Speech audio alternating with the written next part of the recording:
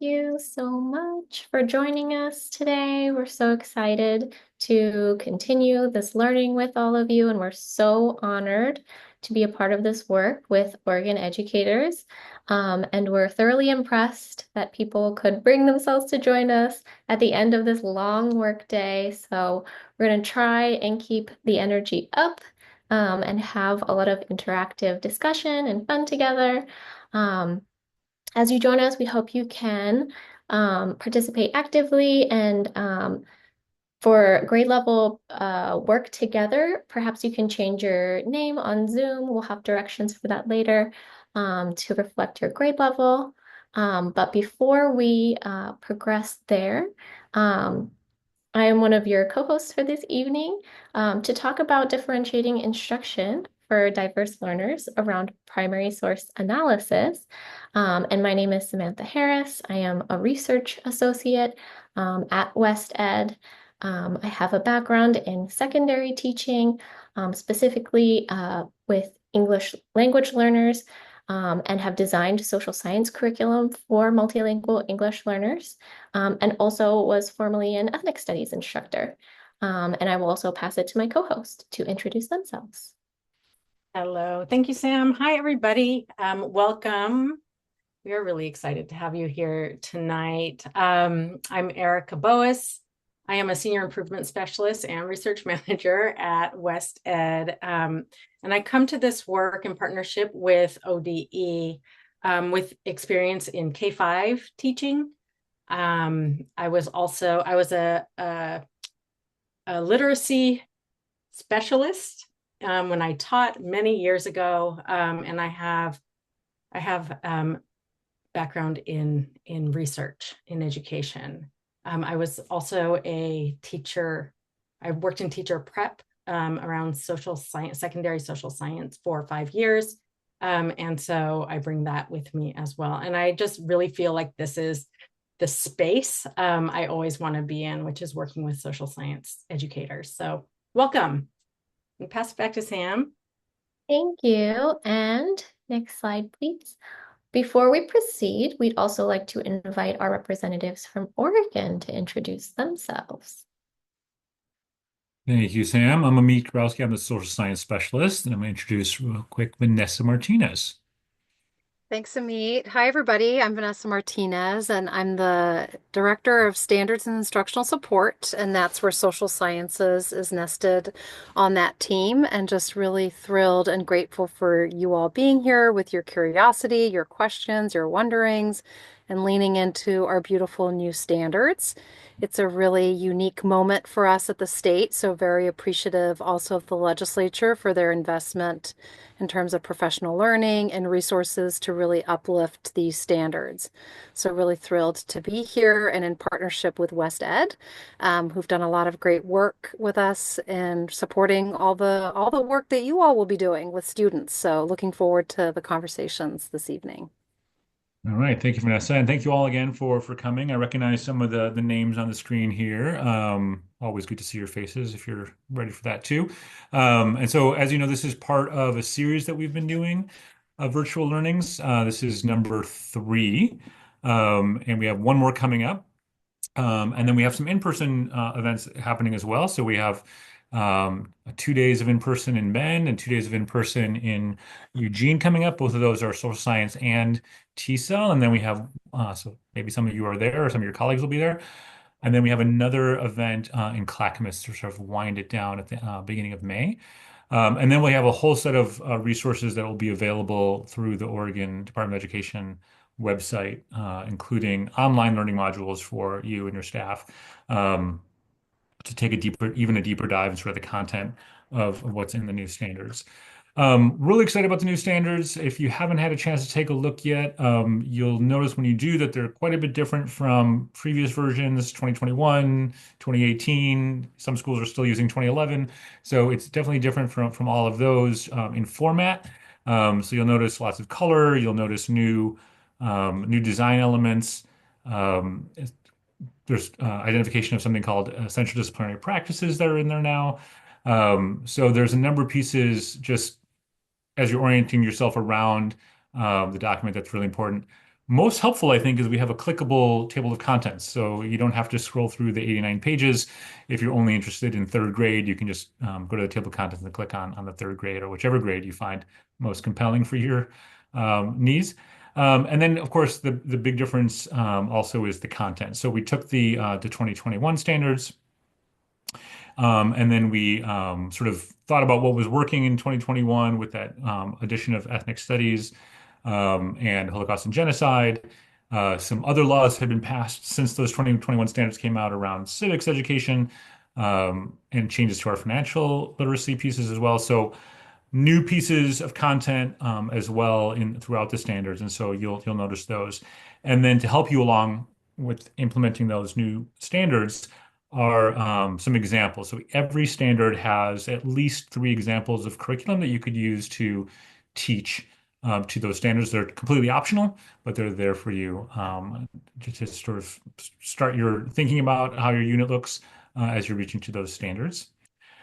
And then today's session is, I think, is really thinking about not only the kinds of stories and the histories that we're bringing in with these new standards, but also the way where we're addressing all of our students in our classrooms as well. And so, just thinking about the sort of reaching all learners is the focus of today's time together. So, thank you all for coming. Thank you so much for that introduction, Amit. And I just want to highlight that Colleen has put the link to the standards themselves in the chat. And they're also linked for you in a workbook that you'll receive in a bit. But please save that link for your own reference. And then before we move on, I'd also just like to invite our co-facilitators, Monica and Jenny, to briefly introduce themselves as well for the group.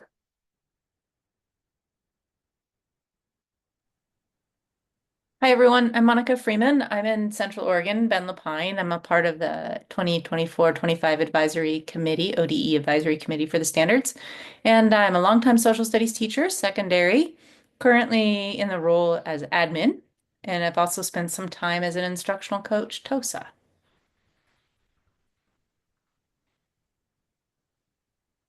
Thank you, Monica. And I'm Jenny Bradley. I'm the elementary social science teacher on special assignment for Beaverton Public Schools, but I've taught elementary school in Gresham and Vancouver, Washington, and have a background in social science. That's what I studied in undergrad, and I'm excited to be here with you all tonight. Thank you so much. Thank you for joining us. So we've talked a little bit about ourselves and the standards. So we'd like to get a feel for who all else is joining us in the room. So if we go to the next slide, please.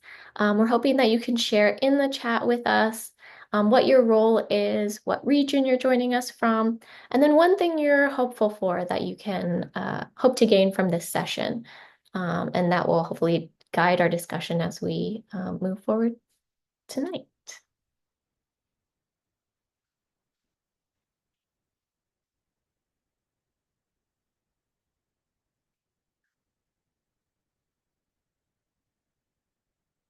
Thank you, Jean and Leah. There's Jenny.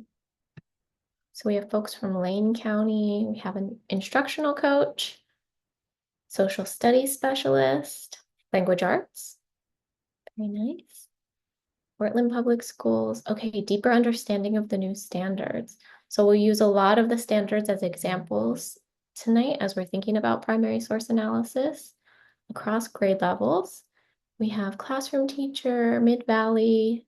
Thank you, Amber. 6th grade, ELA.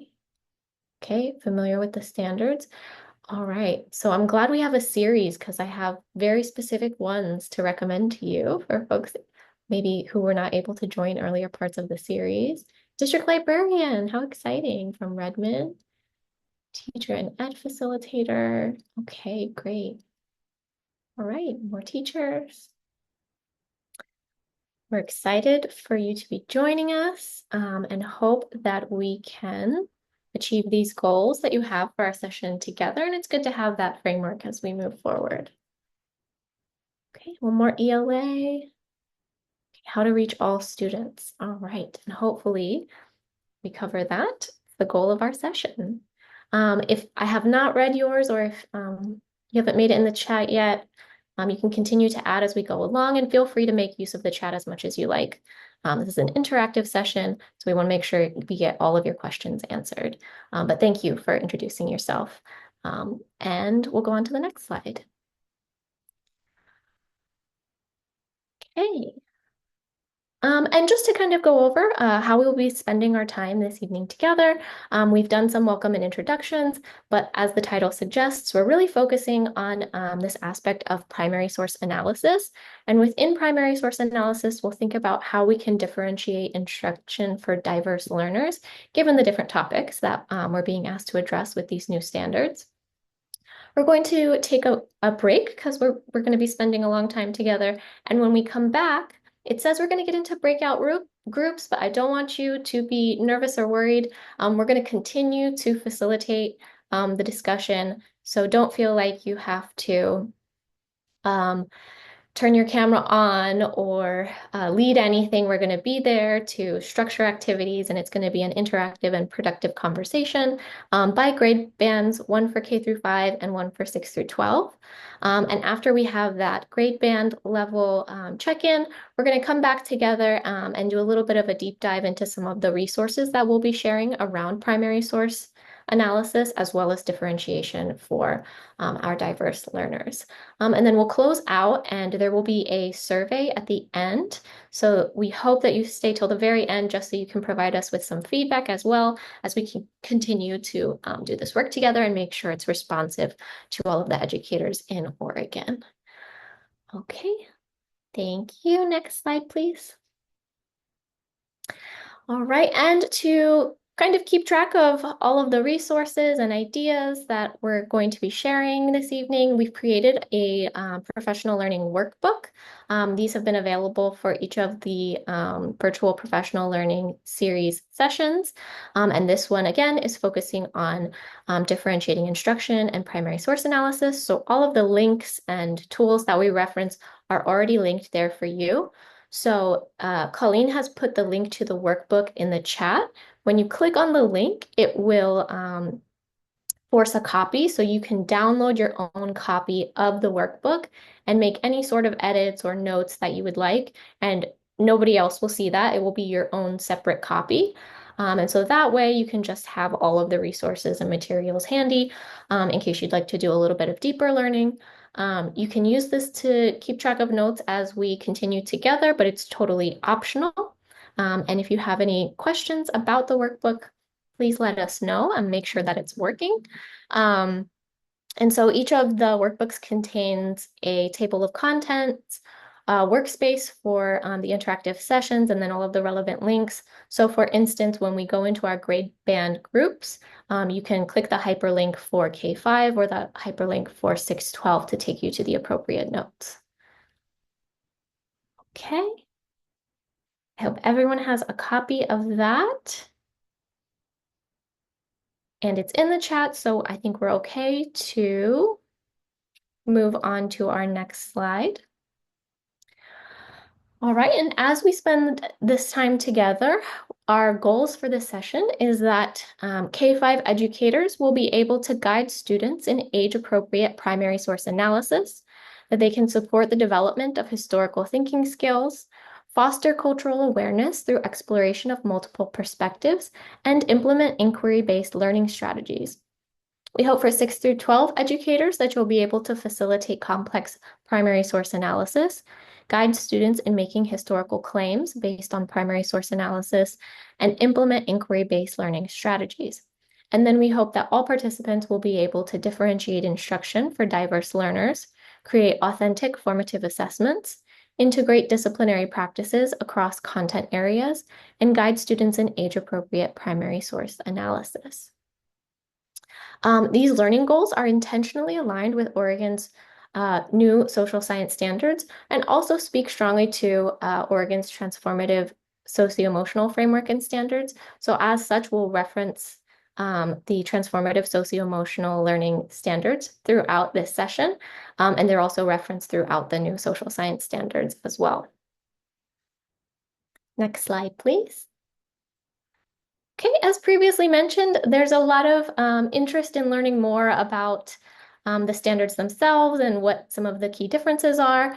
And so for that, we have an entire series of virtual professional learning that has been taking place.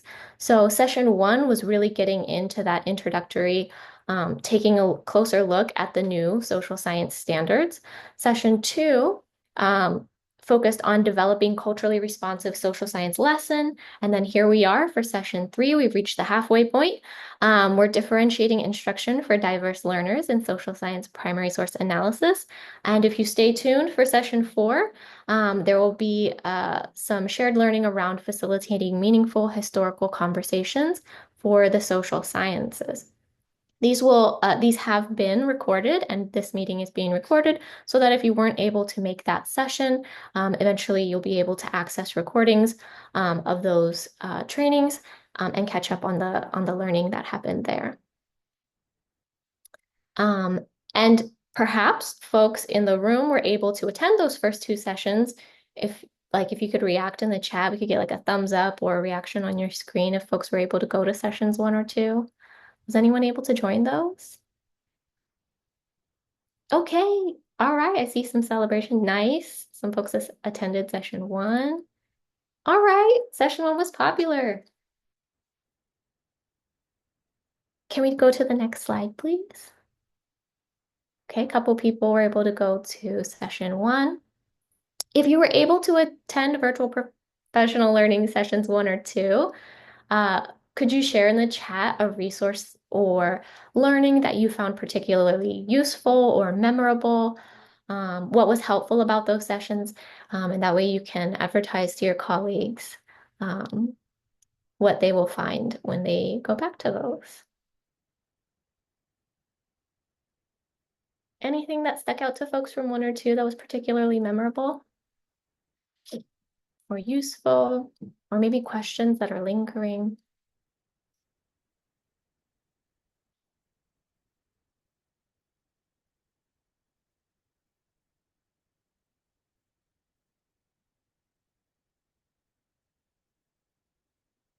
Okay, it's all right. Maybe they'll come to you.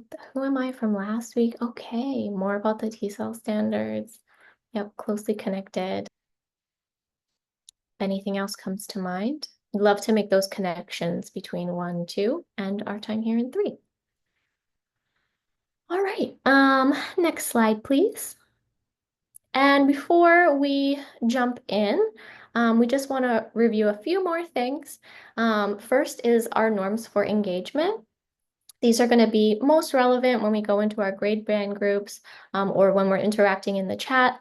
We just want to remember that as we collaborate together, we want to have respect for the time and structure and allow space for equitable participation. We're a small group, so there's room for everyone's voice.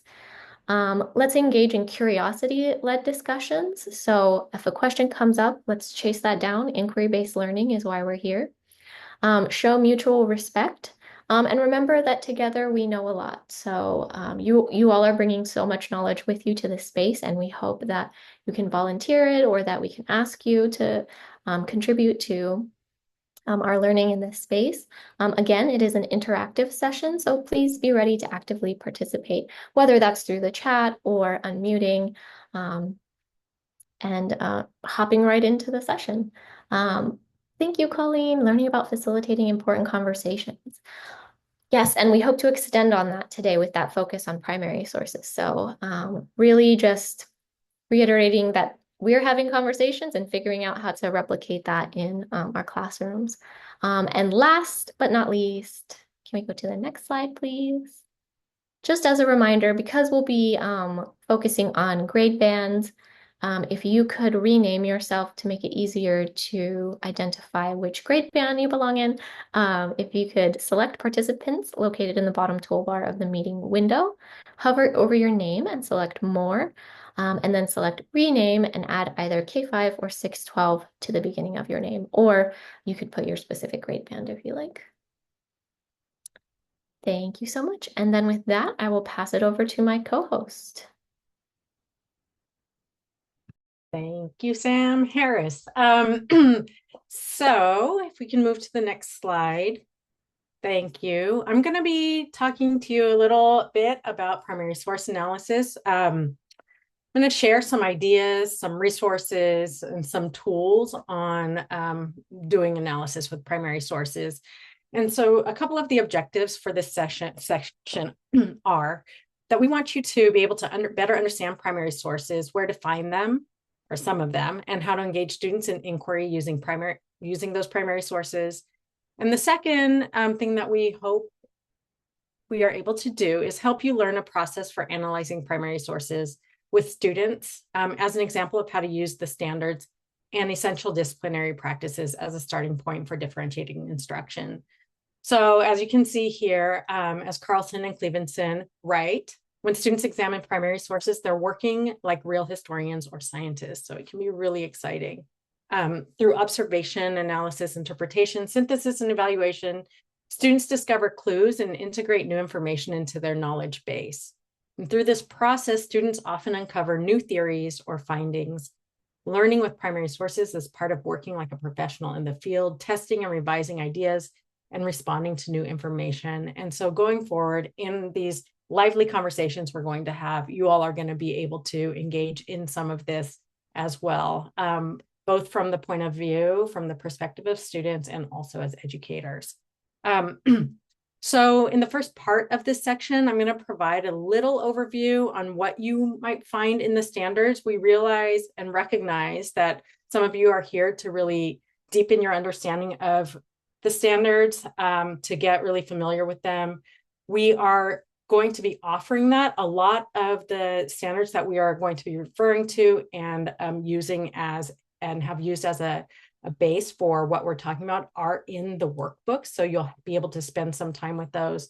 And I'm also going to include examples of, or an example of the essential disciplinary practices and standards related to primary source analysis. So if we go to the next slide, here you'll see that this is an image taken from the standards themselves. There's a set of 10 essential disciplinary practices, and we covered these more in the first virtual professional learning, but you can read up on them. There are details about these essential disciplinary practices in pages 6 through 9 of the standards, and then also at the top of every grade level section.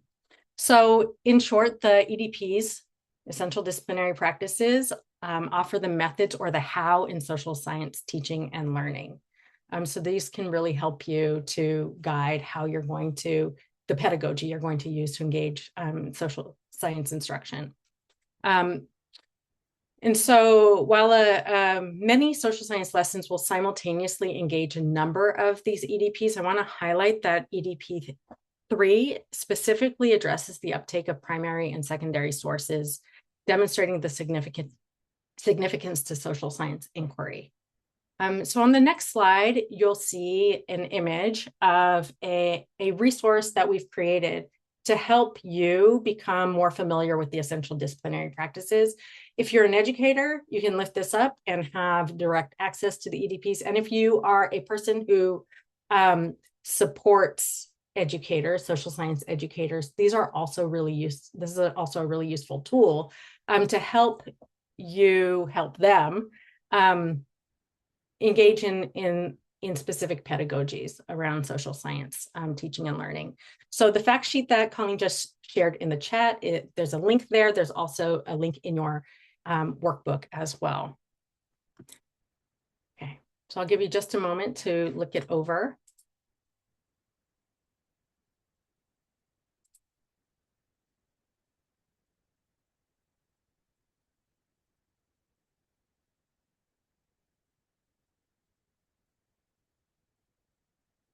Make sure everybody can get into that. And if you all have questions about anything we are sharing here, they can be clarifying questions, they can be deeper questions. Please feel free to use the chat or raise your hand. We really do, this is really for you. And we want to make sure that we are opening up the space for you all to feel like you can ask the questions that you need to here. Okay, we'll go to the next slide. So now onto the standards themselves. So on the right-hand side of this slide, you'll see the EDP 3 that I highlighted just a moment ago. And on the left are 2 examples of standards that can be connected to primary source investigation. One elementary and one secondary that reflect possible integration of primary sources. So for the secondary standard, describe how individuals and groups in the local community have functioned as change makers for equity, equality, and freedom. You could look at a blog, this specific example being the Oregon Kid Governor blog of Rosie Lanenga. So that's just an example of a primary source that you could use. Thank you, Leah, for the love. And then the high school standard presents a more direct connection to primary sources. And one example being the photo shown, taken from the Oregon Historical Society website. And this depicts a German family who emigrated to Oregon in the 19th century. And so there are many standards within that document that you have that have primary sources explicitly mentioned throughout. But for the example of the elementary standard, these are not the only standards where primary sources are relevant, and we'll be looking at that more going forward. So the next slide, we have what a primary source is. So I know this is probably review for all of you or many of you, but just so we make sure we're on the same page, a primary source is an immediate firsthand account of a topic from people who had a direct connection with it. And this is an appropriate definition that can be provided to students of many grades, many ages.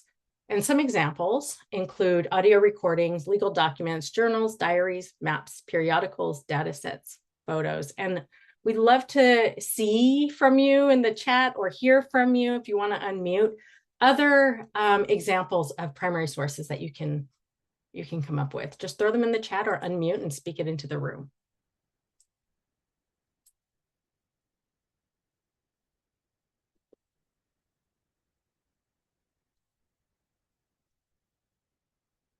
Art. Yes. Nobody said art yesterday. Nobody said art. Somebody did say drawings. Letters. Yes, letters. Mm-hmm.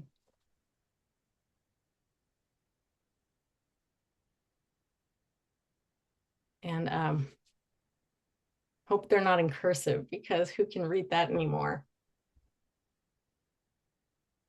Anything else anybody wants to share? Art, letters.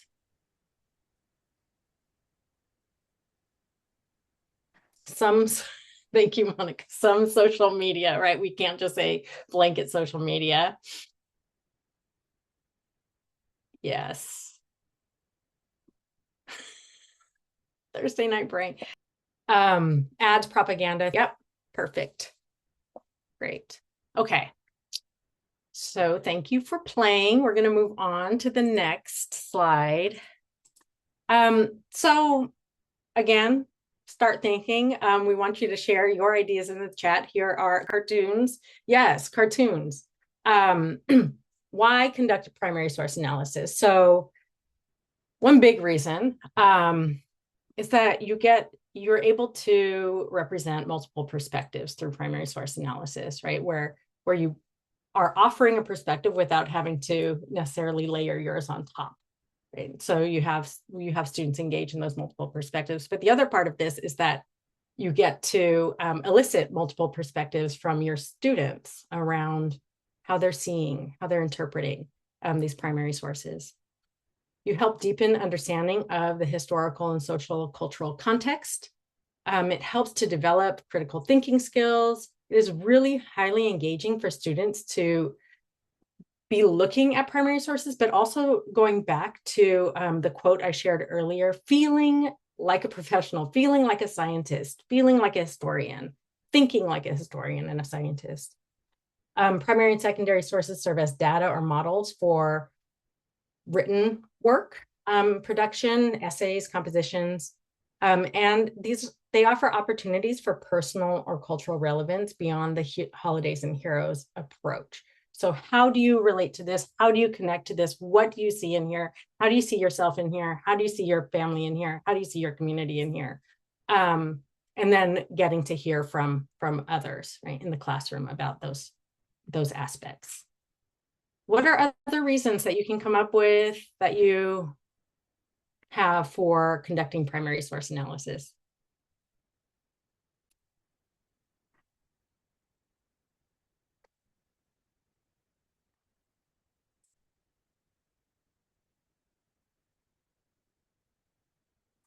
Other thoughts, other thoughts.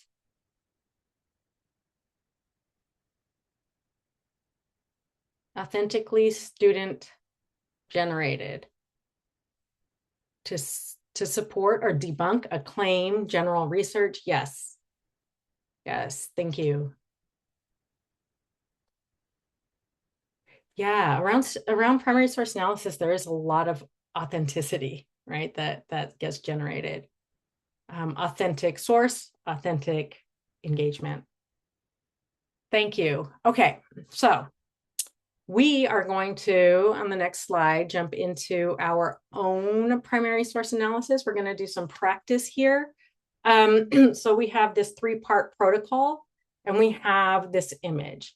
This image is also included in your workbook, as well as this 3-part protocol. But I just want to say a couple of words, give some context to this image. So it's from Puck magazine, which was a humor, satire magazine, the first successful one of its kind. The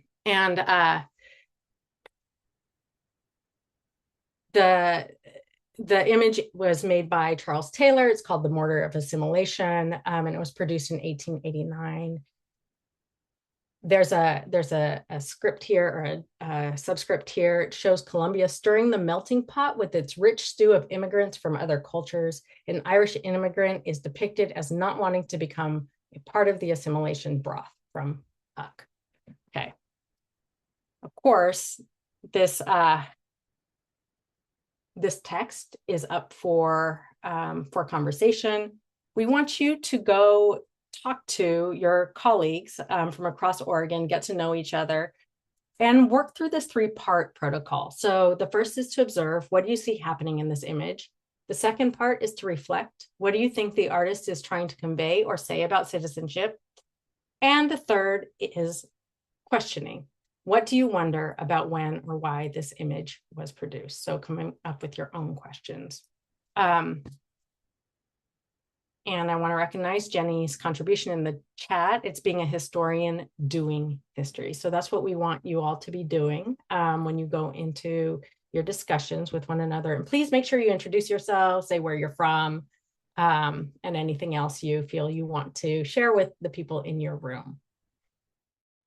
Hey, everybody, welcome back. You probably didn't have enough time for everybody to share, but what we're going to do right now is have a bit of a share out. So we'd love to hear from you, and also feel free to share in the chat what you talked about. So first we worked through this 3-part protocol. Who can share? Who wants to share? Who's willing to share? What do you see happening in the image? And if we can get the slide back up, then we can be looking at the image together. Thank you, Camilla.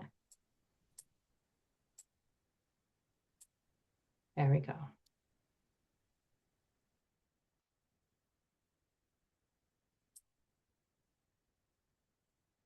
What do you see happening here?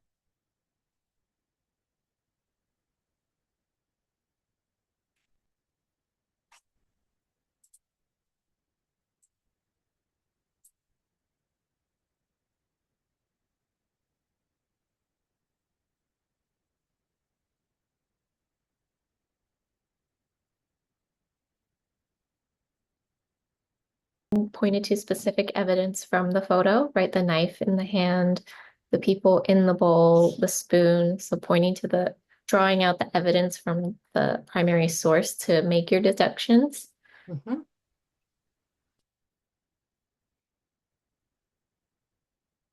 What else did you all talk about? Okay. So this is an example of, and somebody suggested cartoons as primary sources. So here we are, looking at a cartoon as a primary source. This three-part protocol is something I'm going to talk you through in the next few minutes. And I'm going to talk about where this type of protocol comes from. And I'm going to share some resources with you. So thank you all for talking to each other in your breakouts. It was fun to pop in. We'll go to the next slide. Okay, thank you. So this three-part protocol is pulled from the Library of Congress, a set of resources that they provide for free, accessible to everyone. You can find this protocol there. In addition to that, you can also find a whole bunch of primary sources. So some of you are probably familiar with this, others may not be. But the website is here. It's linked in your workbook as well.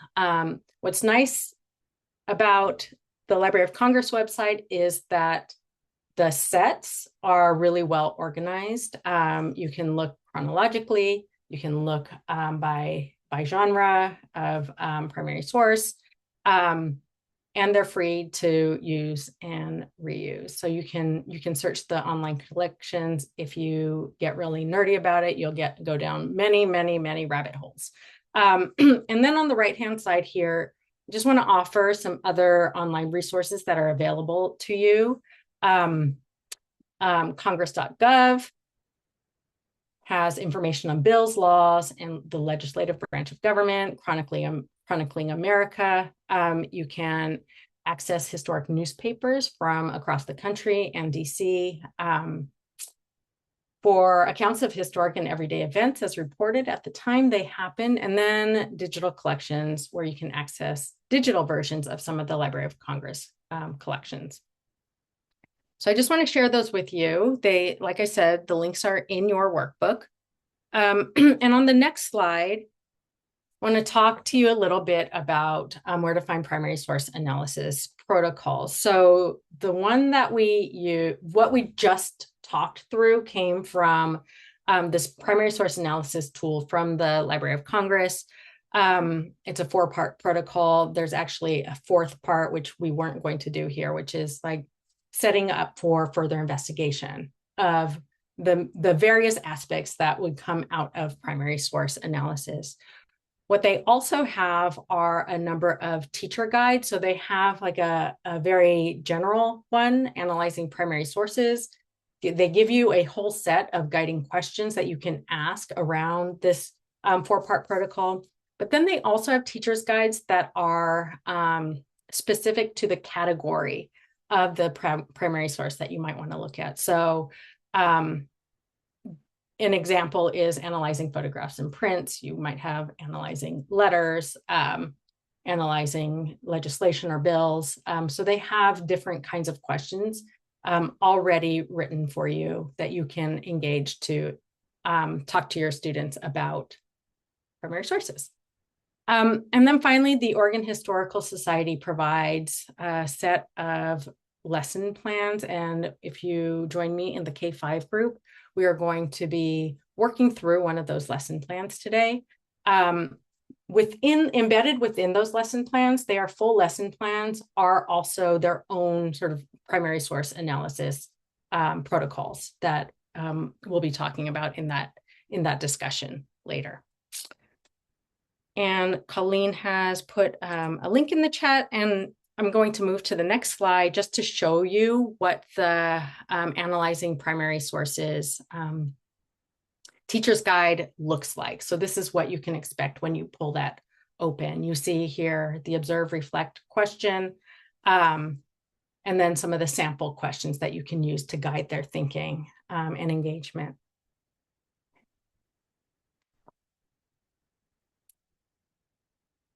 Okay. So we can move to the next slide. Are there primary source analysis protocols or tools that you use? Because there are a ton out there. I only highlighted a couple. And if you have an example, you can share a link in the chat. Tell us what grade level you teach for a little context, or you can just name the thing. If there's a title, if there's like some kind of mnemonic you use, we'd love for you to share. Part of what we intend to do with all our professional learning offerings is to help you all crowdsource and build a network among Oregon educators who are teaching social science or interested in social sciences. Harvard Project Zero's thinking routines are my go-to and great tools for K-12. Fantastic. I use the OPVSL approach to analyzing sources: origin, purpose, value, strengths, limitations. Great.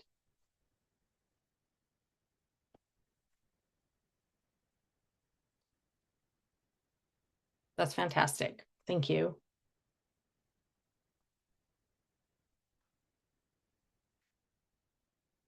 Oh, thank you for putting the link in there too. Add these to your workbooks. These are your workbooks for the keeping. Even mirror window can work. Yes. Okay. So mirrors for reflection, window looking out. Yep. A simple protocol. Thank you. Okay. Happy. Somebody shared this yesterday. Oh, it was you, Monica. Historical context, audience point of view, purpose, why, with the why capitalized. It matters. Thank you. Yes, I love those. Okay. Thank you all for sharing. We are going to be engaging in some of these protocols and more primary sources going forward. I'm going to pass it back to Sam now. Thank you. So we're going to start to, we'll continue to think about primary source analysis, but also think about this in terms of differentiating instruction for diverse learners. So when we think about the activity we just participated in, looking at the image from Puck Magazine, we also may want to ask ourselves, what prior cultural, linguistic, or other knowledge do students need to engage in this activity? I might pause to see what ideas come to mind as you look at the image and the prompts that we use. Is there anything that you feel like culturally or linguistically is required in order to access this primary source analysis activity?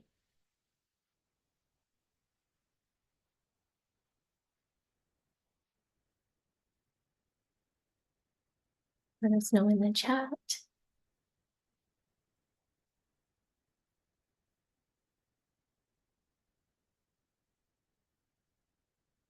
Thinking about the ways that diverse learners might approach this activity. Think about the students in your classroom. Okay, they would need to be familiar with Columbia and the melting pot ideas for sure. Vocabulary, right? This is not a text-free image. We have terms citizenship, equal rights. What does it mean for it to be a melting pot? We don't actually even see melting happening here, right? But it's understood and it's kind of in our schema. Assimilation. What does assimilation mean? Great. Definitely some historical context for the image itself. Why is it important that this came out in 1889? And of course, all of this is meant to foster inquiry so students can create ideas, lines of inquiry to follow in their own research and investigation. But there's some stuff, for instance, like citizenship or equal rights that is foundational for being able to access the image in the first place. But also think about the activity of primary source analysis itself. What about the language used for analysis and engaging in primary source analysis? And so that's the sort of thing we'll be thinking about. Thank you so much for the participation in the chat. And so we'll move on to the next slide as we continue this area of focus. So differentiating instruction for diverse learners. Within this section, we just want to become familiar with the principles of differentiation and then think about specific strategies for adapting instruction and assessment around primary source analysis in order to scaffold for diverse needs. Next slide, please. So just to set a baseline, what is differentiation? First of all, it is not creating individualized lesson plans or objectives for every student, and it is not just a pre-planned list of strategies, although strategies are important to differentiation. And it does not involve the lowering of expectations, and it's not about student weaknesses or failures. Instead, differentiation is about recognizing that all students are different. It's a mindset shift. And it's about you as professionals using your judgment to be responsive to students' strengths and needs. And it involves adapting multiple aspects of instruction to make learning accessible to all students. Next slide, please. Why is it important to differentiate instruction? Providing the exact same instruction for every student doesn't account for the unique needs, strengths, and learning preferences of every individual. Instead, offering a variety of options through differentiation is beneficial for all students as it ensures that each one has the opportunity to engage with the material in a way that resonates with them personally. So differentiating instruction involves tailoring the educational experience to meet the needs, interests, and learning preferences of diverse students. It requires encouraging engagement and access for students from underrepresented groups, for example, students with disabilities or multilingual English learners. And it's part of recognizing that existing systems and structures often do not accommodate diverse learning needs effectively, and it supports educators to create more equitable learning environments as a result. So in addition to our shared learning today in your workbook, you can see displayed on the right-hand side of the screen, several additional resources have been provided for you to deepen your learning around differentiation for diverse learners. So you can access those later on and do a little bit of exploration in your own time. Next slide, please. Where's our starting point, though? How can we differentiate instruction? For many of you, you might already be familiar with this concept. And if so, do you have a strategy that you like to use to differentiate instruction? For instance, thinking about that last activity with the image from Puck Magazine, how would you differentiate instruction for primary source analysis? Pause for comments in the chat, or you feel free to unmute. We love to hear voices other than our.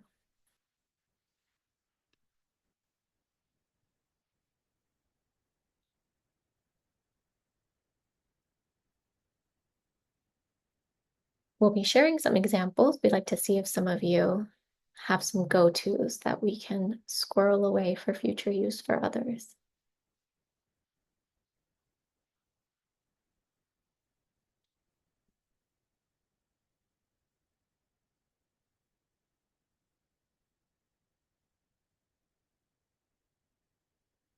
Graphic organizers, think time. I'm a big fan of a graphic organizer. Any excuse for a table, I'll take. Think time is useful. Monica says turn in talk before group share out or quiet think right time. So important. We know oral language promotes literacy skills. So having students turn and talk to each other before, for instance, writing things out in a graphic organizer is great. Okay, we love opportunities for student agency and decision making. Okay. All right. We'll continue. Next slide, please. To structure our thinking about differentiation, these are great ideas, and I love that you already have so much to start with, but it can be a little bit intimidating to think about how to be responsive to every student in the classroom when we start the lesson planning process. So in order to structure our thinking about this approach, as well as pushing us a little bit further in thinking about differentiation in general, we're gonna define it in 4 key areas. And if you will indulge us, we're going to structure it into a sort of baking analogy because sometimes these things can feel like disconnected lists. So hopefully if we can see the relationship between the 4 key areas, it will be more helpful to sustain the learning for a longer amount of time. So these key areas for differentiation include content, process, product, and environment. And we'll get into each one and provide examples of each. Next slide, please. So the first is differentiating content. This is the what, the knowledge, understanding, and skills involved in the standards-based task. So that's going to be defined for you in the standards themselves. It's going to be the content that you're expected to bring into the classroom. We can think about this in terms of a baking analogy. If the learning objective is to make banana bread or a cinnamon roll, if that's the target, right, then the content is everything that goes into that. It's the ingredients. Um, it's the what of the learning. To differentiate instruction and assessment of content requires that student learning outcomes and objectives are well defined. Learning objectives, whether we're differentiating the content or not, should remain the same for all students, but the content that students engage with to meet the learning objectives can be differentiated. An example of this is providing student choice. I think somebody mentioned that in the chat. So if we connect this to primary source analysis, we can think about providing a variety of primary sources from similar eras and letting students choose a primary source to analyze to be responsive to their preferences. If you're working on a particular topic and would like it to be responsive to students' cultures and identities, you can also think about the underlying essential question and support them to seek out or create their own primary sources, their own writing or their own photographs or drawings to analyze in the classroom. This is all content that is going to exist outside of the assigned readings or materials, but we're adding a few extra ingredients to enhance the flavor, but not alter the structure of the recipe itself. Next slide, please. The second key area is the process. This is the how, the actions, activities, and interactions required to access the standards-based task. We can think about this as connected, for instance, to the essential disciplinary practices. Within our baking analogy, it's the mixing, the pouring, the baking. It's the activity that happens in order to accomplish the goal. Process includes student engagement in the hands-on activities and exploration of the content, and it is the essence of learning. To differentiate the process, you can consider students' needs for pacing, supports, grouping, and modalities to facilitate meaningful understanding and growth. Somebody already mentioned think time in the chat. For primary source analysis, we can think about differentiating the process in terms of intentional grouping strategies. You may want to partner students with unalike backgrounds and identities and build structures for collaborative and respectful engagement so they can learn from one another. Or encourage role playing where students purposefully take up a perspective that is different from their own in order to expand on their thinking. You can differentiate the process by providing optional language scaffolds to support engagement in primary source analysis. We know that primary source analysis requires the language of observation, reflection, question forming, deduction. Giving students sentence frames for those functions can help to structure their participation in that disciplinary activity. Thank you. Next slide, please. Differentiating the product means the why. It's what are we even doing this learning for? What are we expected to produce at the end of it all? If the recipe is for banana bread, do students know what banana bread is? Have they seen an example of that? Do they know what it looks like? When students are expected, the product is what students are expected to create or achieve as a result of their engagement in the learning activities. So product is another way of thinking about authentic assessment. And primary source analysis itself is an authentic assessment because, again, it is doing the work of a social scientist. Authentic assessments evaluate students' abilities to apply their knowledge and skills in real-world contexts rather than measuring their capacity to recall information. So in order to differentiate the product for students within primary source analysis, we would want to model or provide models of the target learning outcome. If you're analyzing primary sources, the teacher, can model the process first with a different photo or primary source, perhaps sharing something that's fun or more accessible, like a personal photo, to share about your own identity and build relationships with students. You can offer multiple diverse ways of demonstrating learning in addition to your standardized measures. If the assessment task is primary source analysis, will students be asked to provide a written analysis in a structured multi-paragraph response? Or could they show their planning and analysis by annotating directly on the photograph or creating a concept map to partner with their writing? So you can keep expectations high, but also offer some flexibility when thinking about assessment in this area. Next slide, please. And the last bit is differentiating the learning environment. This is the where and with whom. And within our baking analogy, this is the kitchen that you're baking in and the people that you're baking with. And hopefully you enjoy those people. These are the conditions required to safely and meaningfully engage in the standards-based task. Modification of the learning environment is needed to ensure motivation to learn and collaborate with others. To differentiate the learning environment, you can maintain classroom routines and provide clear guidelines. Primary source analysis can become less intimidating and challenging if it becomes a regular activity that students are familiar with in the classroom. You can also establish norms for engagement. For instance, if your classmate comes to a different conclusion than you after analyzing a primary source, do we have agreements and strategies in place to express respectful disagreement and maintain curiosity about others' perspectives? This is an opportunity to integrate transformative socio-emotional learning. Transformative socio-emotional learning supports differentiated instruction by creating nurturing learning environments, integrating culturally responsive practices, honoring students' unique strengths, and providing opportunities for reflection on emotions, biases, and the empowerment of student agency. And altogether, these 4 key areas can help us to modify the way students access and demonstrate learning, but they should not modify the quality of learning itself. Next slide, please. So if we apply this to primary source analysis, we could think of this as like the steps of first finding a primary source image, thinking about what students know, what do we know that students know, then differentiate using a variety of strategies. There's some listed here: tiered assignments, flexible grouping, reteaching, independent study. We can think of everything that was mentioned in the chat. But just to organize our thinking, we can also think of these 4 key areas: content, process, product, and learning environment.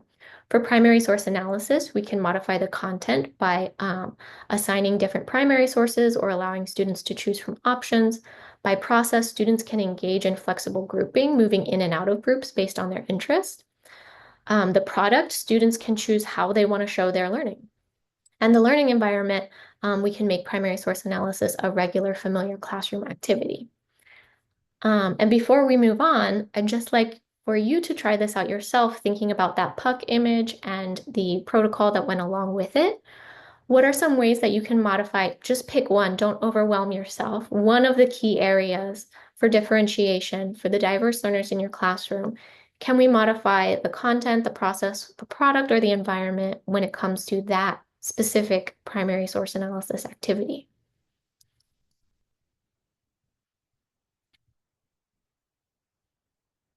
I'll give you think time because that was a lot of information.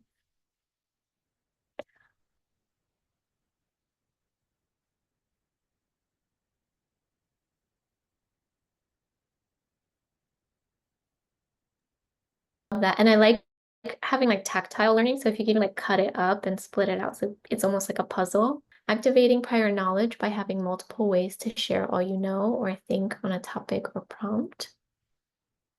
Love that.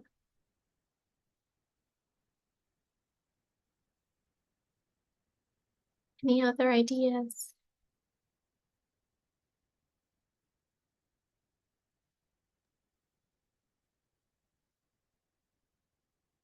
Love that idea. And I think there's a value add of also presenting a counter narrative to a certain extent. So we're seeing very stereotypical depictions of particular ethnic groups. So to then go and add to that content by adding another perspective, right? What was the experience, from the Irish perspective, can help push students to think outside of just this narrow depiction.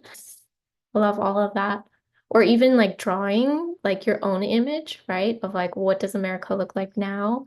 How would you revamp this cartoon for your own experience? And Erica says that educators who shared earlier use of particular protocols for primary source investigation is aligned with learning environment, familiar and consistent. Thank you. If you have other ideas, oh, more ideas. AI is providing many interesting opportunities for differentiating reading materials and other resources. I know there are concerns with AI, but a lot of opportunity for differentiating materials.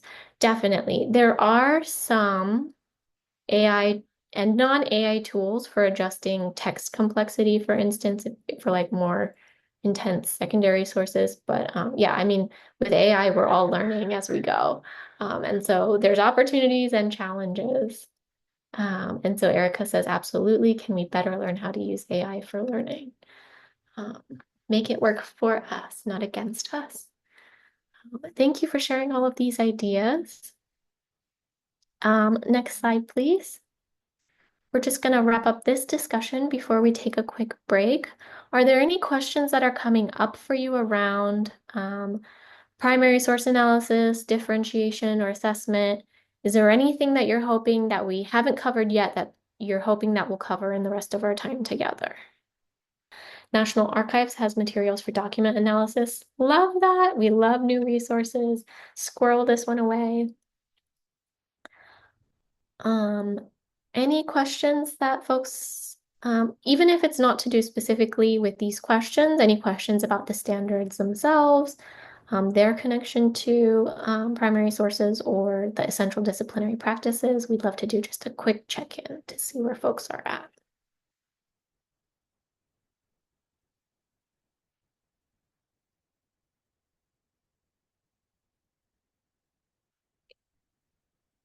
If questions come up, you could always enter them in the chat during the break and we could answer them when we come back. If there's any questions you're perhaps uncomfortable asking in front of the group, please do not hesitate to directly message myself or Erica, and then we can address it that way. Next slide, please. And with that, we're going to take a 5-minute break. We don't want to call these breakout sessions because we want them to be discussion and engagement and learning with each other. And we are really excited about these because this is where Sam and I get to do our teacher thing and model a lesson and have really good conversations with all of you educators who are joining us tonight. So let's see.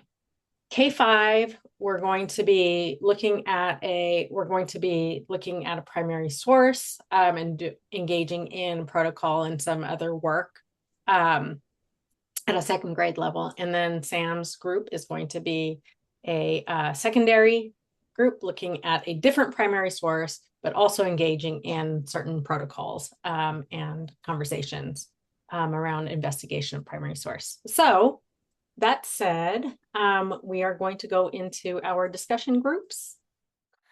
Thank you so much for everyone who participated in that. I know it's getting late and we're asking you to do a lot of things, but Erica says that was fun. Leah says that was fun. I enjoyed conversations with the 612 folks in our room. We're just going to spend a little bit more time, hopefully getting you all a chance to dig into the primary source resources that were shared today. In order to structure that activity, let's just go to the instructions on the next slide. The instructions are also in your workbook. Okay, so page 14 of your workbook contains these instructions. We just would love to give you a chance to dig in yourself. So you have links to several primary source catalogs. So we'd love for you to browse through them and see what sticks out to you, what seems interesting. You can then choose a history standard relevant to your grade level by digging into the standards themselves. In the real world application of this, you could flip-flop those and start with the standard and then go to the primary source. So you can just be strategic about how you want to approach that. After you've identified a primary source and a standard, you can then start to look at some of the primary source protocols that we've linked for you. And think about how perhaps you'd like to modify those. And don't forget about the many protocols that have been shared in the chat today from your colleagues. And then once you've determined your primary source, your standard, and your protocol, start to think about assessment activities or questions, and there's a resource linked for you there. But most importantly, thinking about different ways to differentiate that primary source analysis for your learners. And we have the option as well to hop into a breakout room, to hop into the breakout room with grade alike folks for this activity, but feel free to work independently. Thank you, Pia, for another resource. Squirrel this one away as well. And so we have, I think, 20 minutes for this. Yes, okay. 20 minutes. If you need help accessing that section of your workbook, please let us know. And then I think the breakout rooms are open. Does anyone want to share one more? Well, it's not the last time because we're going to ask you to share again, but any primary source or protocol that you found, standards that you worked with, ideas you have for differentiating instruction? I think we all know each other now. If you want to unmute, we welcome that, but also the chat is always hot. If there's anything you want to share, please put that in the chat. We're going to move to the next prompt, which is any burning questions that you still have. We had plenty of time to talk tonight, which is lovely. But if there's any other questions you have pertaining to this topic or just about the standards themselves.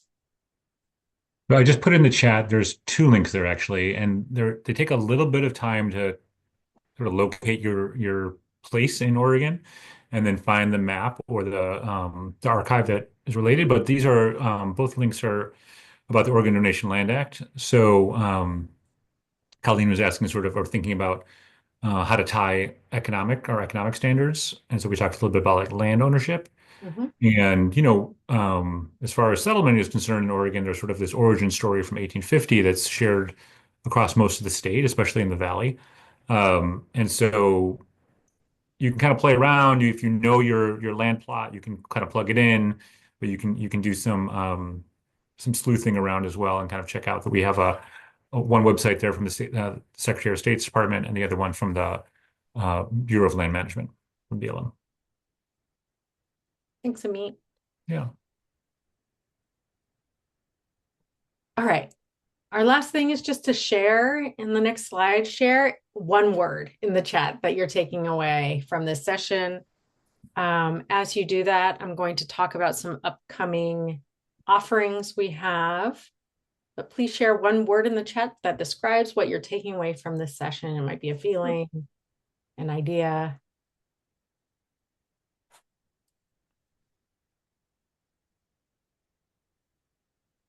Resources. Yes, we did our job. Thanks, Monica. Adaptive. Fantastic. Yes, absolutely. Speaking of resources, about keeping in mind the bias of organizations and how they provide primary sources, here's a link about the media fact checks of the Bill of Rights Institute. Thank you. Appreciative gratitude for all the amazing, hardworking educators teaching social science. Yes, true. And I hope that we can continue to help you feel supported in this work too. I'm going to move to the next slide here. And excited, thank you. I want to say exhausted, but that is my entire day. So I have to say thankfulness for this information. I know it's late. So we're gonna get to the next thing. So Canvas modules, we have those coming up. They're in development right now. And these are the 6 topics that they're self-paced learning. You can pick them up at any time. People often say, like, I wish I had more time to process this. I wish I had more time to be in this topic. Here's your chance. These will all be part of a resource hub that we are creating. It'll be in the form of a website. It's being published in the future, but you'll get information about that, and these will be clickable. You can pull them up and engage in these modules. We have some upcoming professional learning summit, statewide summits. The registration deadline has closed at this point, and I know that there are at least a couple of you in the room who will be joining us there. These are happening across Oregon. We already did ours in Pendleton, one in Bend, one in Eugene, and one in Clackamas. And like I said, the the online resources hub with learning materials. And the last thing we're going to ask of you is to please, for the remaining people here, and hopefully we can catch up with folks who've left already, to please complete our survey. We really, like Sam and I did some like day of adjustments to address some of the feedback we got yesterday. We have one more VPL coming up. Your feedback is really important to us, not just for these VPLs, but for the work we're continuing to do. So please, please, please take the 3 minutes that it will take to complete the survey. The link is in the chat and the QR code is here.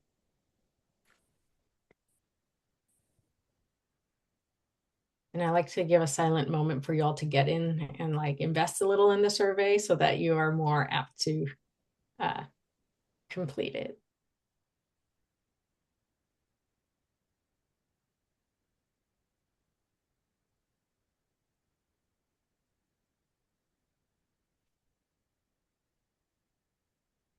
All right, we know it's late. I'm just going to say one more time to please complete our survey. Sam and I want the feedback. We appreciate the feedback and we appreciate your time. That said, to close, just big appreciation to all of you. Tonight, we had some really amazing discussions. It was really fun being in the discussion space with all of you. Thank you for sharing the resources that you have too. Part of this bigger project is to help build a network of educators across Oregon who are teaching social sciences or interested in the teaching of social science. And so you helped us meet that objective tonight. Good night, everybody. Thank you so much.